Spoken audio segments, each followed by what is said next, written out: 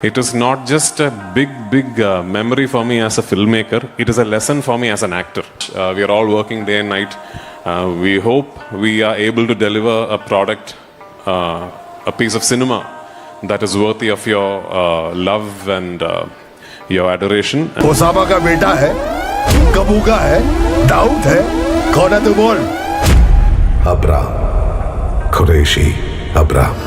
जब Indian cinema की health report में फैंटास्टिक कंटेंट ओरिएंटेड सिनेमा की कमी आई तब उसके सौतेले बेटे जिसे न कभी पैन इंडिया में पहचान मिली, ना ही इज्जत, ना ही कोई रिकॉग्निशन, लेकिन आखिरकार उसने सालों बाद आकर इंडियन सिनेमा को Bramayugam, Aadujeevitham, the goat life, Premalu, Kishkindha Kaandam, Aavesham, Manjummel boys और ईयर एंड में the most brutal film ever made in Indian cinema यानी मार्को भी डिलीवर की। Less resources, confined budget, not so much advance technology like other film industry, फिर भी quality content का जलवा। अब तक तो आप समझ ही गए होंगे कि हम भाई लोगों की मलयालम सिनेमा की बात कर रहे हैं, लेकिन आज मैं ओवरऑल मलयालम सिनेमा की नहीं बल्कि मलयालम सिनेमा की पहली ऐसी फिल्म की बात करने वाला हूं जो 1000 करोड़ का कलेक्शन करने का बूता रखती है। वैसे तो पिछले साल इन्हें 8 फिल्में लग गई थी 1000 करोड़ का टोटल कलेक्शन करने में। 8 films in 4 months, 1000 crores. I don't think Malayalam cinema has seen 1000 crores ever. Absolutely, and of the movies that you mentioned, nearly at least 5 or 6 of them are in the top 5, top 6 all-time highest money-earning films in Malayalam cine history. लेकिन शायद ये अकेली film 1000 crore का collection कर ले। मतलब हिंदुओं में अहिरावन, मुस्लिमों के लिए इब्लिस और अंग्रेजों के लिए लूसीफर, द एक्सपेल्ड गॉड और द गॉड ऑफ हेल। लेकिन क्यों लूसीफर के अगले पार्ट को इम्पूरन 2 कहा जा रहा है और इम्पूरन का मतलब क्या होता है? और आपको शायद नहीं पता होगा कि एक टाइम पर मेकर्स ये फिल्म बनाना ही नहीं चाहते थे, तो आज वही मेकर्स पार्ट 2 से पहले पार्ट 3 की अनाउंसमेंट कैसे कर रहे हैं। और ऐसा बताया जा रहा है कि इस फिल्म को 400 करोड़ की बजट में बनाया जा रहा है। लेकिन सवाल यह आता है कि मलयालम सिनेमा जो 30-40 करोड़ की बजट के लिए भी स्ट्रगल करती है, उसके पास इतने पैसे आए कैसे? The great thing about Malayalam cinema this year so far has been everybody's made a film with a lot of struggle. Manjumal Boys आधे में रुक गई थी, 5 महीना रुकी रही, फिर कहीं से पैसे आए, फिर कैसे खत्म हुई। हम सिंह उनको थोड़ी ना मालूम, उनको मालूम होता है ये इस लेवल पे जाएगी। तो क्या 400 करोड़ की बजट इस फिल्म का रियल बजट है? और क्या सिर्फ 400 करोड़ की बजट ही काफी होती है to achieve the humongous number of 1000 crore? और इसके अलावा हम ये भी जानेंगे कि कैसे इसके मेकर्स को 30 to 35 करोड़ का नुकसान फिल्म रिलीज से पहले ही हो गया था। तो ये वीडियो अब तक की सबसे इंटरेस्टिंग वीडियो होने वाली है, क्योंकि मैं फिर से फुल होमवर्क करके आया हूँ और शायद ऐसी वीडियो आपको कहीं और मिले भी ना। तो अगर आप मोहनलाल या पृथ्वीराज सुकुमारन के फैन हो तो वीडियो को अभी से लाइक कर दो। अगले 5 पॉइंट से समझते हैं क्यों इम्पूरन 2 मलयालम सिनेमा की पहली 1000 करोड़ का कलेक्शन करने वाली फिल्म हो सकती है। Number 1, high production value. तो देखो, आज से 5 साल पहले जब लूसीफर आई थी तो वो उस टाइम की सबसे बिगेस्ट बजट वाली मलयालम फिल्म थी, जिस पर पैसा लगाने के बाद मेकर श्योर नहीं थे कि वो पैसे रिकवर भी कर पाएगी या नहीं। Back then, when I did Lucifer, it was the most expensive film to have been pulled off in Malayalam, and we had no clue like how much, what kind of revenue, if we would be able to make this money back. And I'm sure as the filming was going on, my producer and even Mohanlal sir must have been thinking, man, can this guy pull this off? You know, it's just a giant film, and can this guy pull this off? But see, it sort of coincided with streaming rights making a grand entry into Malayalam cinema. Right. Just before Lucifer. Wow, this is really destiny. Yeah. Just before the release of Lucifer is when Amazon decided that they are going to make a splash in Malayalam. Right. And what used to be 75 lakhs to 1 crore for streaming rights of Malayalam cinema. और ऐसा नहीं है कि Lucifer की budget 100 to 150 crore थी, बल्कि उसकी budget but 30 crore थी। अब आपको लग रहा होगा कि इसमें कौन सी बड़ी बात है, इतना तो Bollywood Tollywood stars advance fees ले जाते हैं। तो भाई, जैसा कि अनुराग कश्यप ने बताया था कि मलयालम सिनेमा के लिए 30-40 करोड़ की बजट भी काफी बड़ी बात होती है। बट आज ओटीटी ने इस इंडस्ट्री का परचम पूरे इंडिया में लहराया है, और शायद लूसीफर भी उन्हीं फिल्मों में से एक है जिसने पोस्ट पेंडेमिक लोगों को मलयालम सिनेमा के पोटेंशियल से अवगत कराया था। तो अब आपको बताते हैं कि क्या इम्पूरन 2 को सच में 400 करोड़ के बजट में बनाया गया है, और अगर हाँ तो कहां फूक दिए गए हैं इतने पैसे। तो देखो, बॉलीवुड की अब तक की the most expensive film Marakkar lion the Arabian sea को बताया जाता है, जिसे 100 करोड़ के बजट में बनाया गया था, और ये भी मोहनलाल की ही फिल्म थी। लेकिन ये फिल्म बॉक्स ऑफिस पे धूल चाटने लगी थी और बजट के आधे पैसे भी रिकवर नहीं कर पाई थी। इम्पूरन 2 की 400 करोड़ की बजट अब तक मेकर्स को छोड़ के सारे न्यूज चैनल वाले बता चुके हैं। हाँ, लेकिन मेकर्स इस फिल्म को पैन वर्ल्ड में कल्कि की तरह रिलीज करने वाले हैं। ऊपर से अनलाइक अदर केरला फिल्म, इसकी शूटिंग यूके, यूएस, इंडिया के काफी सारे लोकेशंस लाइक गुजरात, लद्दाख वगैरह में हुई है। और फिल्म के डायरेक्टर पृथ्वीराज सुकुमारन ने ट्रेलर लॉन्च इवेंट पे भी बताया था कि खराब वेदर कंडीशंस की वजह से मेकर्स को तगड़ा नुकसान भी हुआ था। Right from our very first schedule in Leh Ladakh to our very last schedule in Palakkad, and in between this we pretty much travel around the world. Every country, every place we had run-ins with weather. But what happens is obviously a lot of money goes waste. ऊपर से इस film में visual art and VFX पर भी अच्छा खासा पैसा उड़ाया गया है। अब देखो वर्ल्ड वाइड ये फिल्म रिलीज होने वाली है तो कहीं ना कहीं इसका बजट 200 करोड़ प्लस तो होना ही चाहिए। और इस बार इतनी हाई बजट का एक और रीजन है और वो है funding from Tamil cinema production company Lyca productions, जिन्होंने 2.0, वड़ा चेन्नई, वेट्टियायन और इंडियन 2 वगैरह प्रोड्यूस की थी। अब देखो ये तो होना ही था, जिस रैपिड स्पीड से मलयालम सिनेमा ग्रो कर रही है उसे अब फ्यूचर में फंड करने के लिए और भी काफी सारी बड़ी प्रोडक्शन कंपनीज आएगी। लेकिन प्रोडक्शन कंपनी की अपनी शर्तें भी बहुत सारी होती है जिससे कंटेंट पे असर भी पड़ता है। वर्ल्ड वाइड रिलीज करने का एक बड़ा रीजन भी है, जैसा कि आपको पता ही होगा कि केरलाइट्स इंडिया से बाहर job and further studies pursue करने के लिए जाते हैं और उनके मलयालम सिनेमा ही उन्हें उनके रूट से बांध के रखती है और वो होम सिक फील नहीं करते हैं। हमने जब the rise of Malayalam cinema वाली वीडियो बनाई थी तो पहली बार उसकी 6.4% audience United states of Emirates और 2% ऑडियंस यूके से थी और हमें उस टॉपिक पे केरलाइट्स का ढेर सारा प्यार और सुपर चैट्स भी मिले थे। अब सुपर चैट्स ना सही, आप लोग हमारे कंटेंट को सपोर्ट करने के लिए वीडियो को एक लाइक ही कर देना और मालिक अगर लाइक कर रहे हो तो सब्सक्राइब भी कर लेना।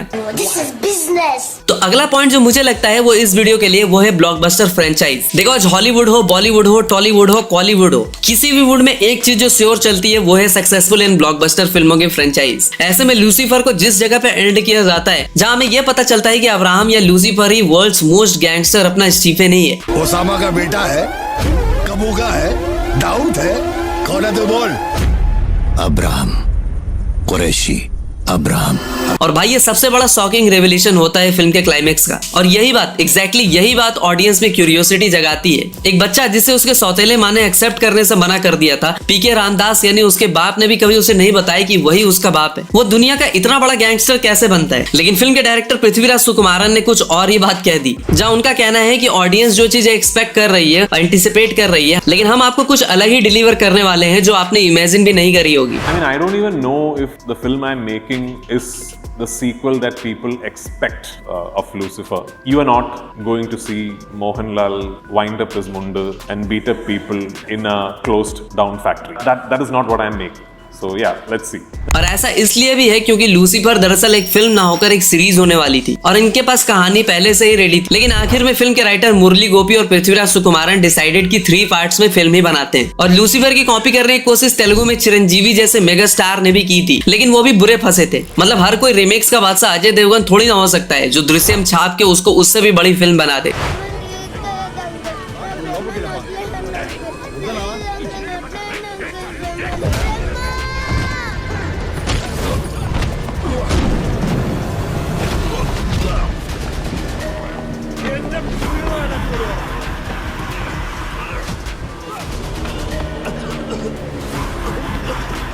ऐसे में जिन्होंने लूसीफर देखी है वो तो पक्का इसे खुले दिल से 27 मार्च को सपोर्ट करने वाले हैं। बट समस्या ये है कि ईद पे 28 मार्च को सलमान खान की सिकंदर भी आने वाली है, जिसे IMDb ने 2025 की मोस्ट एंटिसिपेटेड फिल्मों की लिस्ट में नंबर 1 पे रखा है। ऐसे में अगर इम्पूरन 2 को इस कट थ्रोट कॉम्पिटिशन को बीट करना है तो उसे बाप लेवल की क्वालिटी कंटेंट डिलीवर करनी पड़ेगी और पृथ्वीराज सुकुमारन का डेडिकेशन देख के लग रहा है कि ऐसा ही कुछ होने वाला है, क्योंकि पृथ्वीराज सुकुमारन ने इस फिल्म के लिए रजनीकांत सर को डायरेक्ट करने से इनकार कर दिया था। देखो बिग बजट फ्रेंचाइज ये सारी चीजें ठीक है, लेकिन फिल्म का first day collection always star के स्टारडम से आता है। 2024 में हमने प्रेमालू से लेकर मंजूमल बॉयज, किसिकिंदा कंदम जैसे न्यू कमर्स की फिल्मों को भी दिल खोल के सपोर्ट किया। आवेशम का चलो मान लेते हैं कि हिंदी बेल्ट में लोग पुष्पा से फहद फाजिल को जानते थे, लेकिन मलयालम सिनेमा से अगर ऐसी फिल्म आती है जिसके सेंटर में खुद मोहनलाल जैसा सुपरस्टार हो और पृथ्वीराज सुकुमारन जैसा डायरेक्टर, तो फिल्म की ऑर्गेनिक और फ्री की हाइप तो बनती है बॉस। ऊपर से अनलाइक अपना बॉलीवुड, मोहनलाल की फिल्म को सपोर्ट करने ट्रेलर लॉन्च पे खुद ममूटी जैसे सुपरस्टार भी आए थे।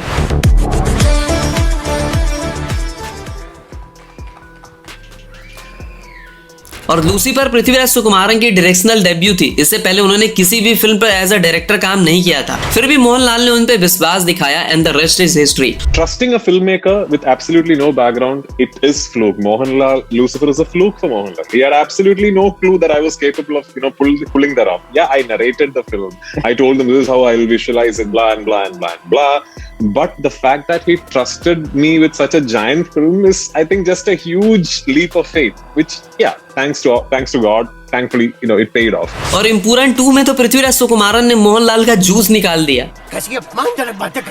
कहने का मतलब यह है कि सुकुमारन ने उनसे इस फिल्म में इतनी मेहनत कराई कि मोहनलाल ने पृथ्वीराज को रूथलेस डायरेक्टर तक बता दिया। तो आप फिल्म के सोल यानी उसकी स्टोरी और स्ट्रेटजीज पर भी थोड़ी सी बात कर लेते हैं। तो देखो, अगर आपने लूसीफर देखी है तभी आप ये वीडियो यहाँ तक देख रहे हो, और आपने नोटिस किया होगा कि 2 hours 43 मिनट के रन टाइम वाली लूसीफर में मोहनलाल जो ग्रे कैरेक्टर में लीड में होते हैं, उन्हें सिर्फ 40 मिनट का स्क्रीन टाइम दिया जाता है। और ये आइडिया पृथ्वीराज सुकुमारन का सबसे परफेक्ट आइडिया था, जिसने एक्चुअली काम भी किया। देखो, लूसीफर जैसी गैंगस्टर एक्शन ड्रामा फिल्म की कहानी काफी सिंपल होती है, जहाँ लूसीफर की फैमिली पे जब अटैक होता है तब वो अपना बीस्ट मोड ऑन करता है और सारे विलन्स उसके सामने चूहे लगने लगते हैं। लेकिन इस फिल्म के ट्विस्ट एंड टर्न्स हमें 1 सेकंड के लिए भी बोर नहीं होने देते, और स्क्रीन प्ले राइटिंग तो और भी बवाल होती है। मार्को जैसी फिल्म से काफी लोगों को शिकायत ये थी कि अरे ये film India's most brutal film तो है, लेकिन ये फिल्म स्टोरी में लैग कर गई। लेकिन लूसीफर में इतनी सारी चीजें होने के बाद जो क्लाइमेक्स होता है, आई कैन बेट यू कि किसी भी ऑडियंस ने उसे एक्सपेक्ट नहीं किया था। और सलमान भाई जो रियल लाइफ में नहीं कर पाते, मोहनलाल रियल लाइफ में उनका बदला ले लेते हैं।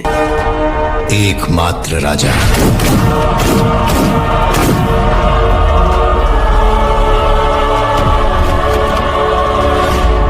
ऑल थैंक्स टू राइटर मुरली गोपी, जिन्होंने इस लेवल की स्टोरी प्रेजेंट की। आखिर रीजन जो किसी भी फिल्म के कलेक्शन पे सबसे बड़ा इंपैक्ट डालती है, वो है उसकी मार्केटिंग स्ट्रेटजीज।